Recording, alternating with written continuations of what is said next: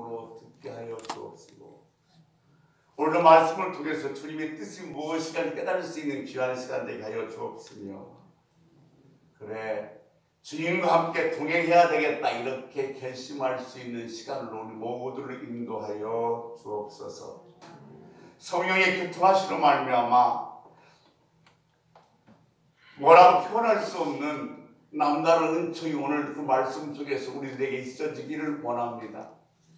아버지 하나님, 허탄한 생각과 우리들의 고정관념은 다 버려버리고 오직 주님에게만 집중해서 말씀을 받아먹는 우리가 되게 하여 주옵소서. 아멘. 오늘도 예배를 방해한 악한 세력은 예수의 이름으로 묶어주옵시고, 오직 성령의 교통함으로 말미암아 우리에게 은혜를 주시옵소서. 아멘. 시점을 지켜 의탁하오며 감사하며 예수 그리스도 이름으로 기도 올리옵나이다. 아멘. 오늘도 주의 전에 오신 여러분을 진심으로 환영하고 사랑하고 축복합니다. 아멘. 미국에서 성공한 세일즈맨으로 기네스북에 올라간 사람이 있는데 그 사람이 바로 누군가냐면 조지 라드라는 사람입니다.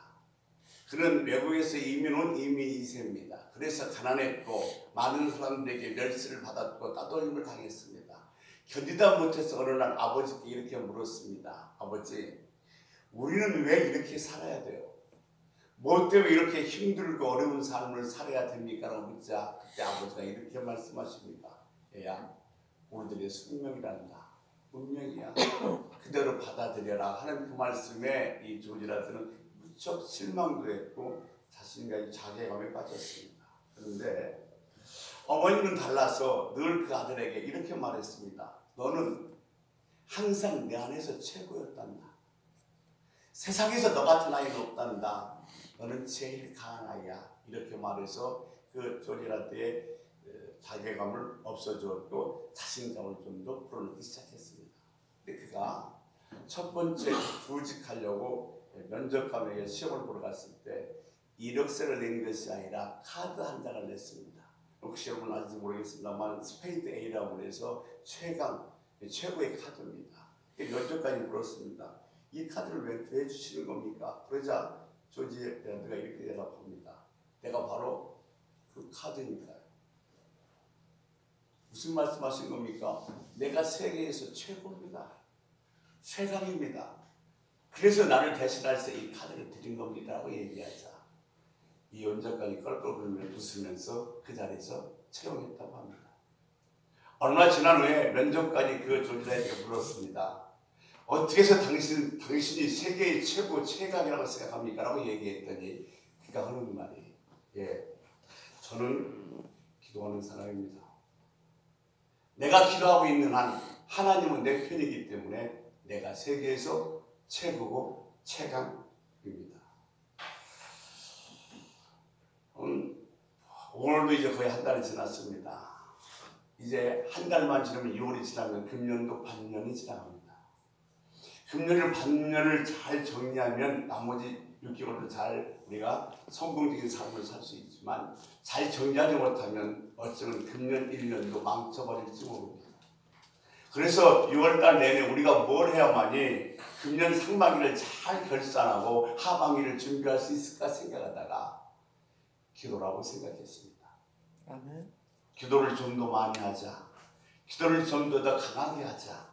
기도에 좀 더 매달리자. 그래서 6월을 보내고 나면 상반기를 잘 정리해서 후반기도 승리할 줄로 믿습니다. 그래서 오늘부터 한 3, 4주는 계속해서 기도에 대해서 여러분에게 말씀드리려고 합니다. 기도를 쉬면 안 됩니다. 기도를 쉬면 안 되는 이유가 여러 가지가 있겠습니다만 어떤 분이 이렇게 말씀하십니다. 기도를 쉬면 큰일 납니다. 기도를 쉬면 큰일 난다고 뭉뚱그려서 얘기했습니다만 좀 더 확실하고 분명히 얘기한다면 기도를 쉬면 두 가지 엄청난 일이 발생합니다. 하나는 하나님을 대적으로 만들고 두 번째는 내가 사느냐 죽느냐의 문제가 달려있기 때문에 그렇습니다. 기도하면 잘 되고 기도 아니면 안 되고 기도가 시간 나면 하고 시간이 나지 않으면 못하고가 아니라 기도하지 않으면 죽고 기도하지 않으면 산다는 이 엄청난 사실을 깨달으면 우리는 기도하지 않을 수가 없는 겁니다. 그래서 사무엘 선지자는 나는 기도를 쉬는 죄를 범치 않겠다고 그래요. 사도 바울은 항상 기뻐하라, 쉬지 말고 기도하라고 그랬습니다. 대단히 교회는 그 당시는 농경시대입니다. 농사를 짓는 거 여러분이 알다시피 얼마나 바쁩니까? 근데 항상 기도하래요. 쉬는 것도 아닌데 항상 기도하라. 당시보다 일만 했습니까? 환난과 핍박도 있었습니다. 그럼에도 불구하고 항상 기도하라고 말하는 것은 기도가 그만큼 중요하다는 것을 간접적으로 이야기해주고 있는 것입니다. 이런 말들을 많이 합니다. 요즘 크리스찬들, 요즘 성도들은 기도 잘하지 않습니다. 아니, 기도를 못한다고 얘기합니다. 왜 못하냐고 물어보면 바빠서 못한대요. 여러분 속지 마십시오. 바빠서 못한다는 얘기는 마귀가 주는 최고의 전략에 우리가 넘어가고 있는 것뿐입니다. 우리에게 있어서 제일 바쁜 일은 뭐냐면 기도하는 일입니다. 기도하는 일보다 더 바쁜 것은 없습니다. 그런데 다른 것 때문에 분주해서 기도할 수 없다면 이것은 사단의 전략에 그냥 넘어가 버리고 마는 겁니다. 우리는 잊지 말아야 됩니다. 우리에게 있어서 가장 바쁜 일은 사업도 장사도 다른 것도 아니고 기도하는 일입니다. 그래서 어떤 일이 있어도 기도는 쉬지 말아야 할 것입니다. 그래서 주님께서도 기도하셨습니다. 낮에는 신방하시고 또는 치유도 하시고 말씀도 가르쳤고 밤이 맞도록 기도했고 새벽 미명에 기도했습니다. 주님께서 그렇게 기도하셨다면 저와 여러분 말할 필요도 없습니다. 주님이 이렇게 기도하는 모습을 보고 제자들이 주님에게 졸랐습니다. 우리에게도 기도를 가르쳐달라고. 그래서 주님께서 가르치신 기도가 주기도문입니다. 고린도서 4장에 보면 사도 바울은 고린도서에 있는 교인들에게 나를 위해서 기도해달라고 부탁을 합니다. 사도가 교인들에게 부탁을 하는 거예요. 감옥에 있는 나를 위해서 기도해달라고. 왜 그랬을까요? 사도 바울은 기도의 중요성을 알았기 때문에 그렇습니다. 기도의 소중함을 알았습니다. 기도의 가치를 알고 있었기 때문에 고린도서에 있는 교인들에게 나를 위해서 기도해달라고 기도를 부탁했습니다. 사랑하는 성도 여러분, 기도의 소중함을 아십니까? 오늘 본문 에레미야서 2장 9절은 이렇게 이야기하고 있습니다. 한번 같이 읽겠습니다. 에레미야서 2장 9절 본문 시작입니다. 자, 우리 같이 한번 읽겠습니다. 시작. 그러므로 내가 다시 싸우고 너희 자손들과도 싸우리라. 여호와의 말씀이니라. 아멘. 얼마나 무서운 말씀이에요. 하나님께서 우리의 적이 돼서 우리가 싸우신대요. 우리가 인생 살면서 정말 많은 사람을 내 적으로 만들 수 있습니다. 내 말 한마디 때문에, 내 행동 하나 때문에 나랑 친한 사람이 돌아와서 나의 적을 될 수도 있습니다. 그러나 하나님을 적을 삼으면 그 누구도 이길 수가 없습니다. 하나님을 내 적으로 삼아서 감히 누가 이길 수 있겠습니까? 사무엘상 2장 10절 말씀 보면 같이 읽어요. 한번 천천히 읽겠습니다. 여호와를 대적하는 자는 산산이 깨어질 것이라. 하늘에서 우레로 그들을 치시리로다. 여호와께서 땅끝까지 심판을 내리시고 자기 왕에게 힘을 주시며 자기의 기름 부음을 받은 자의 뿔을 높이시리로다 하니라. 아멘. 내가 너희와 싸우고 너희 자손들과도 싸우시겠다는 겁니다. 얼마나 무서운 이야기입니까? 우리가 기도를 신는다는 것은 하나님을 대적으로 삼는다는 것은 하나님과 단절된 걸 얘기합니다.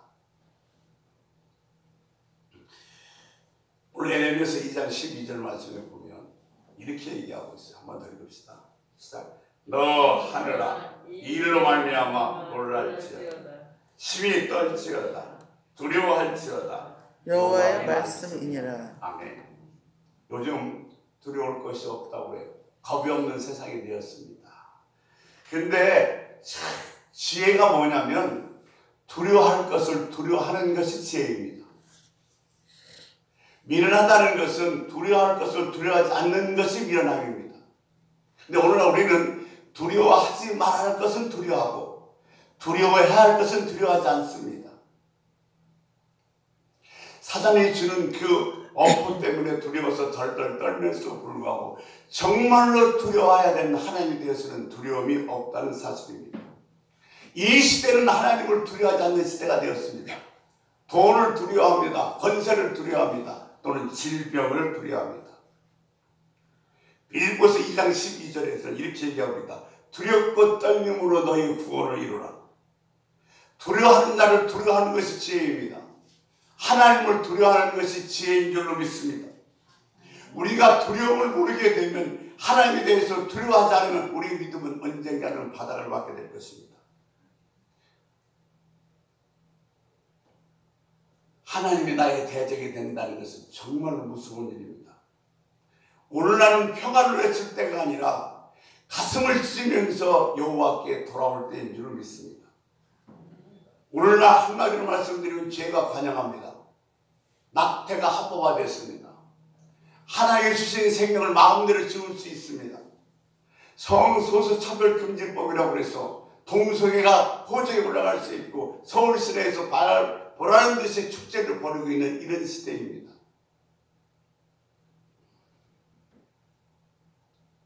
하나님이 싫어하는 짓만 골라 하고 있습니다.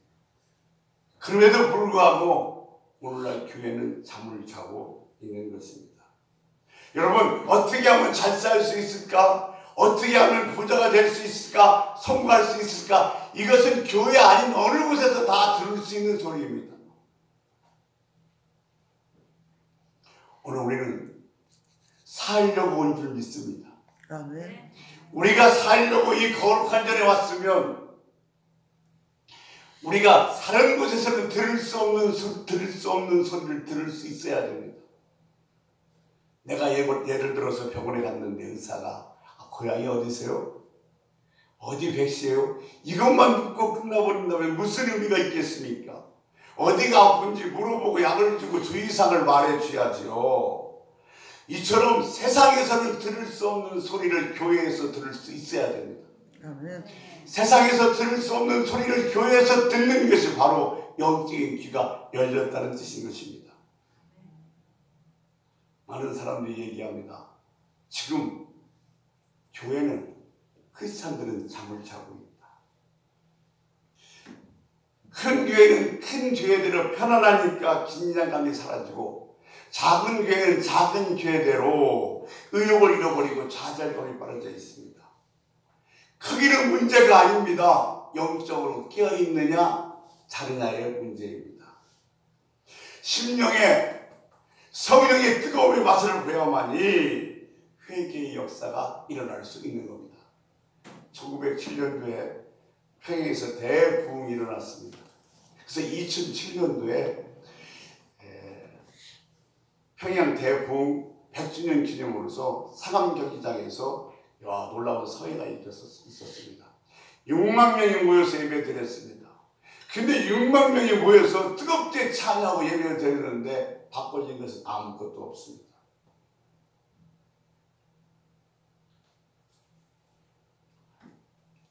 에레미야서 오늘 2장 13절 말씀을 보면 이렇게 기록해 놓고 있습니다.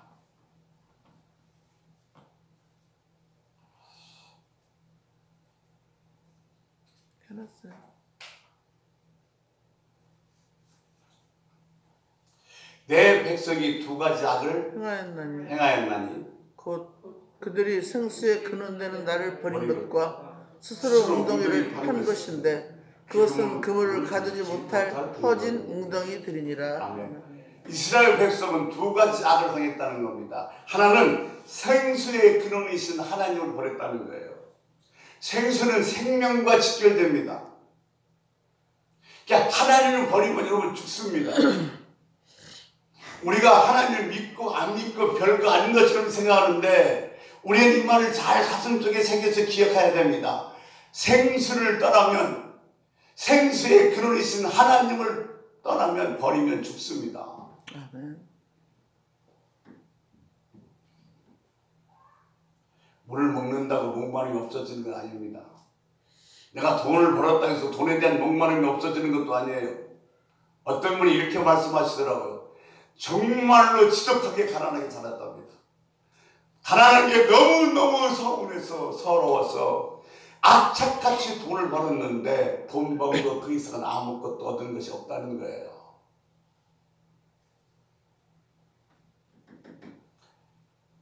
우리가 세상에서 하나님을 버리면 죽습니다. 하나님을 떠난다고 생각하는 것은 죽을 결심을 하는 것과 똑같습니다. 하나님을 안 믿는 것이 가장 큰 죄입니다. 창조자를 떠나면 죽습니다. 그런데 오늘날 현대인들은 그걸 놓치려 살고 있습니다.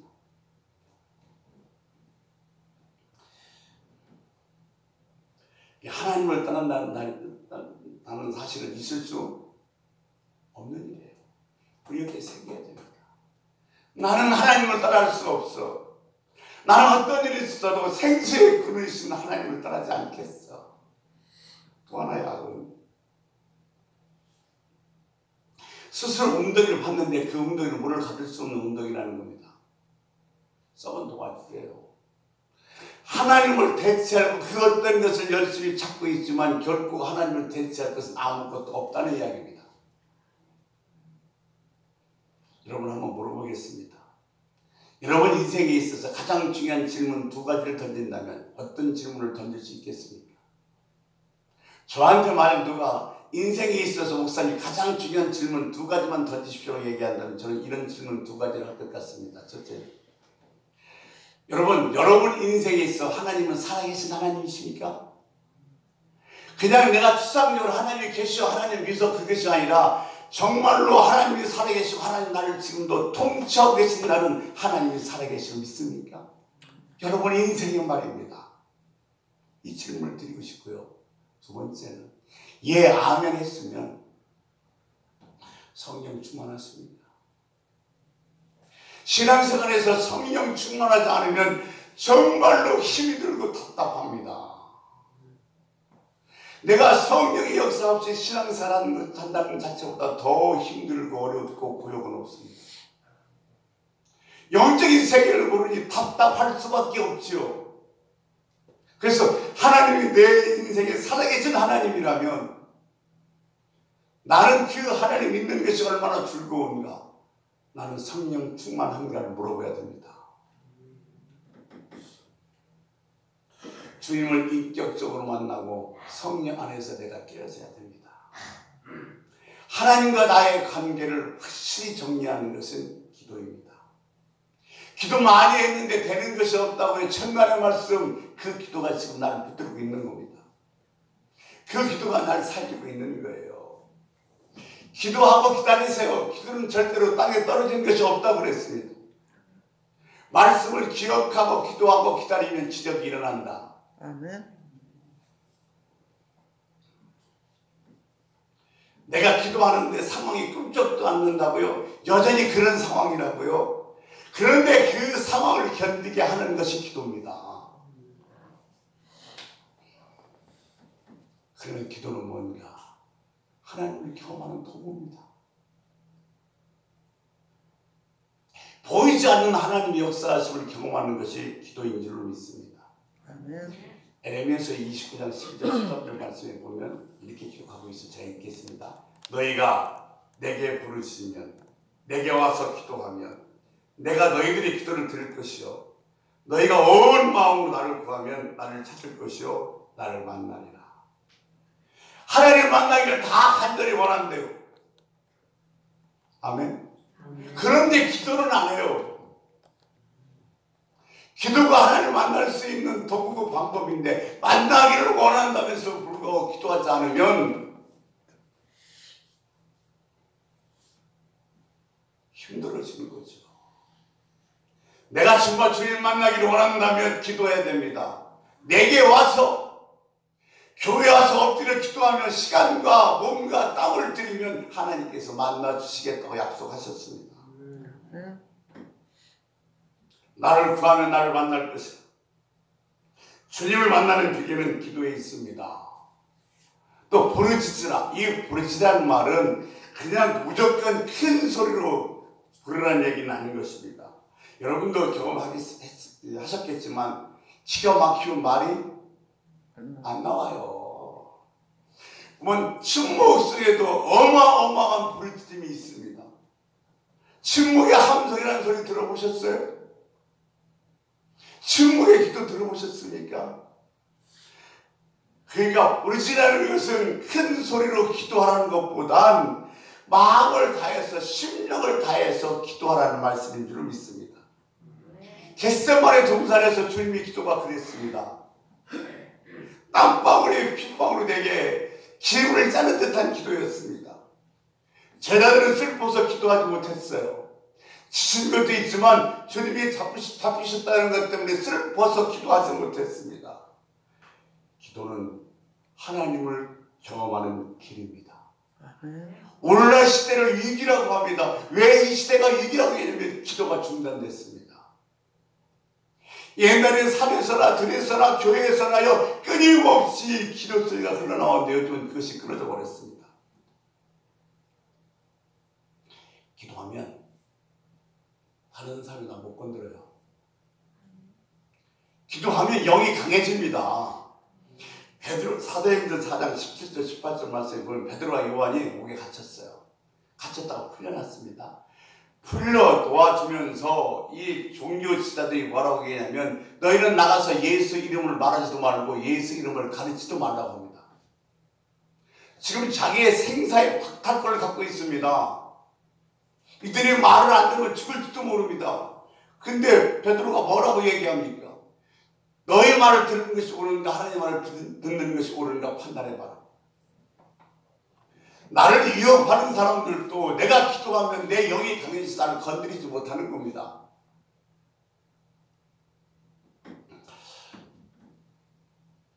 마늘을 손으로 까요. 그죠? 그러니까 마늘 많이 까면 눈이 매우니까 이런 그 물안경도 쓰고 막 비닐을 붙이고 이렇게 마늘을 까는데 어떤 사람이 그것이 안타까웠던지 마늘 까는 기계를 발명했습니다. 보셨어요? 정말로 히트 작품입니다. 그것이 대박이 날 것 같으니까 많은 사람들이 그에게 모여들기 시작합니다. 나와 같이 사업하자고. 근데 누가 진짜 나와 함께 사업할 사람이고 누가 사기꾼인지 알 수가 있어야죠. 다 말만 들어보면 그럴듯한데. 그래서 이 남자는 자기 아내에게 기도를 부탁합니다. 그렇습니다. 당신은 왜 당신의 아내한테 기도를 부탁합니까? 했더니 그 남자가 하는 말이 우리 아내는 내 사람이 아니라 하나님 사람입니다. 내 아내는 기도도 하는 사람이 아니라 기도로 살아가는 사람입니다. 기도로 살아가는 사람. 나는 알 수 없게 내 아내한테 부탁하는 겁니다. 자기는 비록 믿지도 않아요. 그런데 그런 어려울 일마다 자기 아내에게 부탁하는 것은 바로 이것이 뭐냐면 영권 때문에 그렇습니다. 기도하면 영이 강해지는 겁니다. 내가 기도하면 감히 누구도 나를 건드릴 수 없게 되는 거예요. 디모데전서 4장 5절 말씀에 보면 하나님 말씀과 기도로 거룩해지고 그랬습니다. 여러분, 내가 결심한다고 담배가 끊어질까? 내가 정말 결단했다고요. 정말 이거 뭐 술이 끊어질까? 내가 망실 한번 당했다고 다른 사람을 비판하는 그런 헌담하는 것을 내가 버릴 수 있습니까? 안 돼요. 말씀과 기도로 붙잡히지 않으면 절대로 세상 것 끊을 수도 버릴 수도 없습니다. 그러니까 말씀을 듣고 깨달았다고 해서 변하는 게 아니에요. 말씀을 듣고 깨달았으면 그 깨달음을 갖고 엎드려야 됩니다. 하나님 말씀을 듣고 기도해야 될 이유가 바로 여기에 있는 거예요. 오늘 내가 깨달았어요. 은혜 받았어요. 나가면 잊어버려요. 그냥 말씀을 듣고 깨달았으면 그 말씀 붙잡고 뭐 해야 되냐? 기도해야만이 그 말씀이 나를 붙들어줄 수 있는 겁니다. 결심한다고 변하지 않습니다. 깨닫는다고 변하지 않습니다. 안다고 달라지지 않습니다. 베드로는 무슨 일이 있어도 주님을 따르지 않겠다고 결단하고 결심하고 고백했습니다. 근데 베드로는 그렇게 어마어마한 결단을 하고 주님 앞에서 고백했지만 결국 주님은 3번씩이나 부인하고 말았습니다. 왜? 베드로가 깨닫고 엄청난 고백을 했지만 무릎 꿇고 기도하는 것이 없었기 때문입니다. 기도해야 내 영이 강해집니다. 아멘. 내 영이 강해지면 감히 누가 나를 건들 수가 없음을 믿으시기 바랍니다. 아멘. 기도는 마귀를 이길 수 있습니다. 누가복음 22장 31절 말씀에 보면 시몬아 시몬아 보라 사단이 위를 까볼 너를 청구했으나 내가 너를 위해 네 믿음이 떨어지지 않기 위해서 기도하노라 그랬어요. 베드로가 이 기도 때문에 견딜 수가 있었다는 겁니다. 성경에 이런 얘기를 수없이 봐요. 주님이 변화산에 올라갔습니다. 그런데 그가 밑에 있는 제자들에게 한 아버지가 귀신 들린 자기 아들을 데리고 왔습니다. 제자들의 마음속에서는 그 귀신을 내쫓고 싶은 마음이 소원이 부릴 때 일어났어요. 그래서 별 방법을 다 썼습니다만 귀신이 나가지 않습니다. 이제 주님께서 변화산에 내려오셨습니다. 그리고 그가 이 귀신을 내쫓아 주셨습니다. 얼마 후 주님의 제자들이 주님에게 묻습니다. 우리는 그렇게 애를 써도 귀신이 안 나가는데 어떻게 귀신이 나갈 수 있었습니까? 라고 묻자 주님이 이렇게 대답합니다. 기도 외에는 이런 이유가 나갈 수가 없느니라. 기도하는 자가 무서운 자입니다. 자, 기도는 환경을 바꾸는 유일한 도구입니다. 그런데 좀 더 제가 강하게 말씀드리면 환경을 바꿀 정도가 아니라 기도는 죽고 사는 문제입니다. 아멘. 사실 기도가 죽고 사는 문제라면 기도 안 할 수가 없지요. 내가 죽느냐 사느냐가 뭐에 달렸냐면 기도에 달렸다고 생각해 보십시오. 기도 안 할 수 있습니까? 그래서 기도하는 사람에서 기도로 사는 사람을 변해야 됩니다. 내 인생이 피곤하고 잘 안 되는 이유는 뭐냐면 내 기도가 부족하기 때문이라고 생각해야 됩니다. 출애굽기 17장 8절에서 16절 말씀을 보면 너무 잘 아는 말씀이에요. 이스라엘 백성들이 아말렉 족속과 싸움하는 내용이 나옵니다. 근데 이 아말렉 족속은 상당히 비열하고 야비한 족속이에요. 이스라엘 백성들의 진열을 보면 맨 끝부분에는 노인들, 어린아이들, 병자들이 있습니다. 근데 그들만 골라서 공격했어요. 하나님께서 이 아말렉 족속을 진멸하기로 생각하셨습니다. 그런데 이 싸움에서 하나님은 이스라엘 백성을 둘로 나눴습니다. 아론과 훌과 모세는 산위에 갔고 여호수아는 이스라엘 백성을 이끌고 전쟁터에 나갔습니다. 근데 이 모세와 아론과 훌이 산위에서 이렇게 돌아보면서 모세가 손을 들고 기도합니다. 이스라엘 백성들을 지켜달라고. 이렇게 간절히 기도했을 때에 이스라엘 백성들이 이겼습니다. 근데 보십시오. 이스라엘 백성들은 전쟁을 위해서 준비된 백성들이 아닙니다. 그들은 오합지졸입니다. 노예 생활했던 사람들이에요. 근데 아말렉 족속은요 정예 군대입니다. 어떻게 그 오합지졸이 정예 군인을 이길 수가 있겠습니까? 엄청난 일이 벌어진 겁니다. 근데 모세가 손을 올렸다가 팔을 올릴 때 이스라엘 백성이 다 승리하는데 팔을 내리면 이스라엘 백성들이 아말렉 족속에 밀립니다. 이것을 보고 있던 아론과 훌이 모세를 바위에 딱 앉혀놓고 양쪽 팔 하나씩을 붙잡습니다. 그랬더니 여호와 군대가 아말렉 족속을 모여 진멸시킵니다. 이것이 출애굽기 17장에 나오는 아말렉과 전쟁 이야기입니다. 근데 이것은 하나님께서 특별히 계획하신 일입니다. 이것은 우연히 일어난 일이 아니라 하나님께서는 이 전쟁의 사건을 통해서 이스라엘 백성들에게 교훈하실 말씀이 있었기에 이 전쟁을 만드신 겁니다. 그래서 전쟁이 끝난 다음에 출애굽기 17장 15절에 보면 뭐라고 얘기하고 있냐면 모세가 제단을 쌓고 그 이름을 여호와 니시라 하고 여호와는 나의 깃발이라는 이름을 붙이셨습니다. 이것이 바로 뭐냐면 기도에 붙여진 이름입니다. 기도에 붙여진 별명입니다. 기도가 뭐라고요? 여호와는 나의 깃발이라는 겁니다. 하나 잘 생각해 보세요. 하나님은 무엇을 가르치기 원하셨을까요? 지금 모세와 여호수아를 연결시켜서 하나님은 무엇을 가르치고 싶었을까요? 기도하면 살고 기도 안 하면 죽는다는 거예요. 이스라엘 백성들이 교훈을 어디서 배웠느냐? 기도에 대한 교훈을 어디서 배웠느냐? 이 아말렉 전쟁에서 배웠습니다. 이 상황에서 이스라엘 백성들이 기도가 어떤 것인가를 깨닫고 배우게 되는 것입니다. 당시요, 전쟁에서 이익을 지는 것은 우리나라가 축구팀에서 이익을 지는 것 이 정도가 아닙니다. 전쟁에서 지면 남자는 어린아이까지 다 죽습니다. 여자들은 겁탈을 당하거나 아니면 다 종으로 팔려가야 됩니다.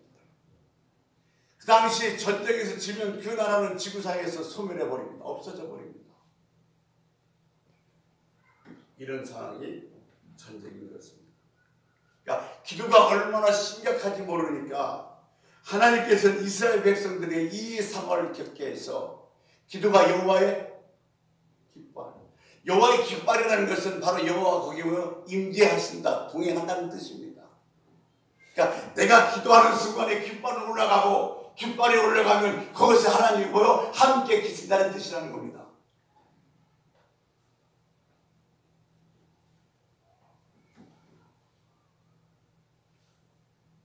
하나님이 함께 하시면 누가 이길 수 있겠습니까? 여호와의 깃발이 내려오면 이건 심각한 문제입니다. 왜? 하나님이 거기에 통행하지 않는다는 증거예요. 그러니까 내가 기도하는 순간 내 여호와의 깃발은 올라가요. 그럼 하나님이 지금 나와 뭐 하신다는 거예요?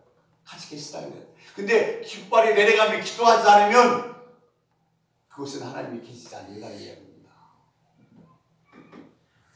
그러니까 지금 내가 기도를 제대로 하지 못하고 있다는 이야기는 기도했다 안 했다가 중요가 아니라 나 기도하지 않고 있다, 기도 못했다, 내가 죽었다는 증거입니다. 정말로 기도가 살고 죽는 문제라면 나 바빠서 기도 못해, 나 오늘 기도할 시간이 없어서, 이건 말할 수가 없어요. 왜냐하면 기도 안 하면 죽으니까.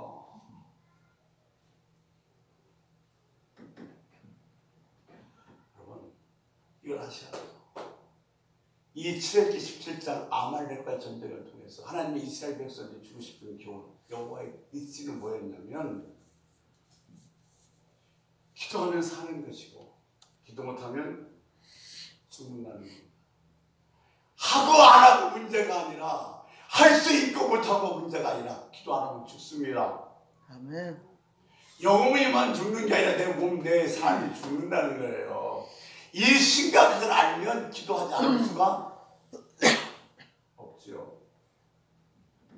그 전쟁에서 진짜 아멜렉은 지구상에서 사라져버렸습니다. 바꿔서 이스라엘이 졌다면 이스라엘도 이 지구상에서 흔적도 없이 사라졌을 것입니다. 얼마나 무서운 일입니까? 기도해라! 기도를 강하게 해라! 내가 지금도 기도를 제대로 못하고 있구나, 이런 생각이 지금 여러분 마음속에 있으면 이것은 우리 주님께서 여러분에게 주신 생각입니다. 아멘. 저기 17장 10절에 보면 모세가 기다가 피곤하며 팔이 내려오며 그랬어요. 모세가 팔을 들고 기도하다가 피곤하다는 얘기는 기도가 피곤하다는 얘기예요. 기도가 힘이 든다는 거예요. 기도가 어렵다는 얘기입니다.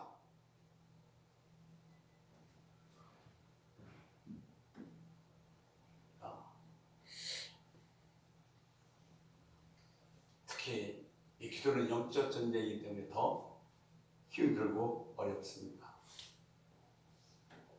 기도가 안 되는데 어떻게 해요? 오늘 기도 못 하겠는데요? 이렇게 말해서는 안 돼요. 왜냐하면 이 기도는 죽고 사는 문제입니다. 오늘 여러분 내려서 이것이 기억됐으면 좋겠어요. 기도는 하고 못하고 문제가 아니라 내가 죽고 사는 문제다. 아멘.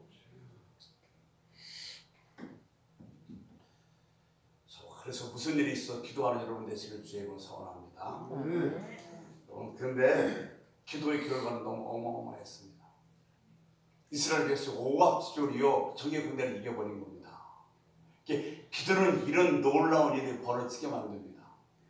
그것은 출애굽 동안 있었던 사건이 아니라 오늘날 우리의 삶에서 이런 사건이 얼마든지 일어날 수 있다는 사실입니다. 기도는 어렵지만, 기도는 힘이 들지만, 기도하면 내 삶에 엄청난 일이 일어나고 있음을 믿으시기 바랍니다. 아멘. 만사는 기회와 때가 있습니다. 우리가 위기를 만났을 때 위기 중에 기도하면 그 위기를 기회로 때로 만들 수 있습니다.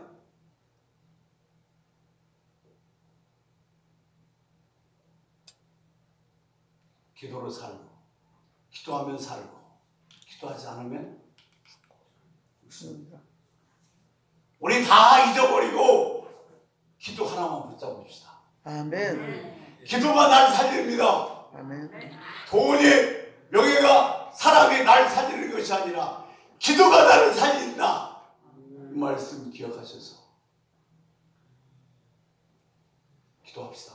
아멘. 언제까지? 응답 될 때까지, 열릴 때까지, 아멘. 될 때까지 기도하는 여러분 되시길 주의 이름으로 축원합니다. 아멘. 기도하겠습니다.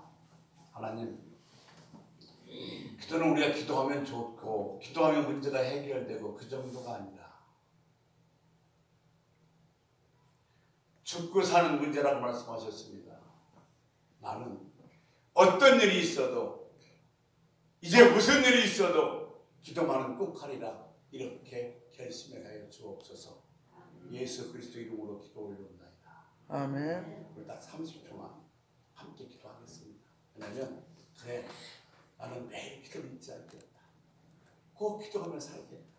기도가 살린다. 기도가 아멘 아멘. 그 사람이 기도하는 사람을 살겠다고 결심하는 것 한 2, 30초만 기도하다가 자연스럽게 마무리하겠습니다. 우리 주여 한번 부르고 통성을 기도하시겠습니다. 주여! 은혜로우신 아버지 하나님 고맙고 감사합니다. 우리가 바쁘고 힘든다는 두 가지 이유 때문에 기도도 못하고 내 생각으로 살아가 얼마나 많이 있는지 모릅니다. 그 아버지 오늘 우리에게 말씀을 또 해주신 말씀, 기도해 살고 기도하라면 죽는다고 하셨어. 이제 난 어떤 일이 있어도 기도하며 살리라. 기도는 절대로 쉬지 않겠다.